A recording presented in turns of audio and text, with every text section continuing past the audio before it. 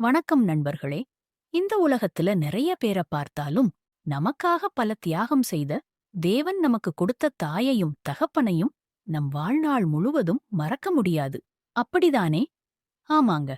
அதுபோலதான் நம் தாயையும் தகப்பனையும் நம்மையும் உண்டாக்கிய தாய் மறந்தாலும் நான் மறவேன் என்று நம்மை எல்லா காலங்களிலும் விட்டு விலகாமல் உலகத் தோற்றத்திற்கு முன்னே நம் தாய் உருவாகும் முன்னே நம்மை தெரிந்து கொண்டு நம்மை கைவிடாத தேவனை நாமும் நம் வாழ்நாளில் எந்த சூழ்நிலை வந்தாலும் மறக்கக்கூடாது.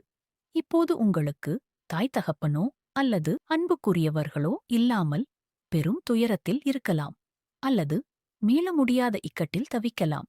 இவை எல்லாவற்றையும் விட மேலானவர், எல்லாவற்றையும் எல்லாவற்றாலும் நிரப்புகிறவர் நம்மோடு உண்டு. அவரே உங்களுக்கு சகலவித ஆறுதலை தந்து உங்களை செவ்வையான பாதையில் வழிநடத்துவார். ஆமென்.